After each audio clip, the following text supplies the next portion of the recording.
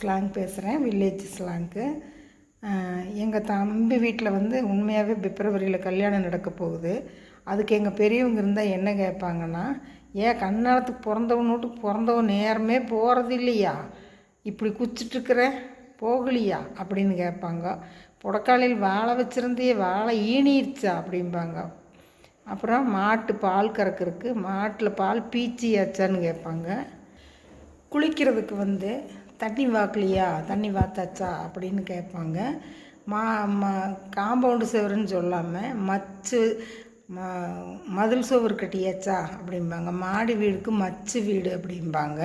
அப்புறம் தக்காளி பழத்துக்கு தக்கோழி அப்படிம்பாங்க. பள்ளிக்கூடம் அப்படிம்பாங்க. ஸ்கூலுக்கு கொண்டு வரணும். அப்போல்லாம் நாங்களாம் படிக்கும்போது கையில் இப்படி வச்சு எடுத்துகிட்டு போவோம். அதுக்கு முன்னாடி இருந்தவங்கெல்லாம் துணிப்பையில் போட்டு எடுத்துகிட்டு போவாங்க. அதுக்கு பேர் பைக்கட்டும்பாங்க. பைக்கட்டு எங்கே, பைக்கட்டு தூக்கிட்டு வந்தியா நீயே, ரிப்பன் போசி இல்லை சோறு கொண்டு போனியா, உண்டுட்டு வந்துட்டியா அப்படிம்பாங்க. குழந்த பிறந்துச்சுன்னா பையனா பிள்ளையான்னு கேட்க மாட்டாங்க. வீட்டுக்கா ஊரானுக்கா அப்படின்னு கேட்பாங்க. வீட்டுக்குன்னா பையனாம்மா வீட்லேயே இருப்பானா, ஊரானுக்குன்னா பொண்ணுக்காம்மா.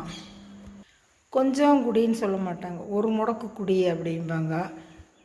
காலையில் என்ன செஞ்ச, காலையில் பழைய சோறு கரைச்சி குடிச்சு போயிட்டு வந்துட்டு என்ன செஞ்ச அப்படின்னு சொல்லி கேட்டால், புட்டு சொட்டு கடுப்பான அரைச்சேன், கொள்ளு கடுப்பான அரைச்சேன், கல் உரல் போட்டு ஆட்டுறக்கு வெய்ய வந்துருச்சா, கடுப்பான அவதியை ஆட்டிகிட்டு வந்து உண்டாச்சு, இன்னும் கிளம்புறேன்.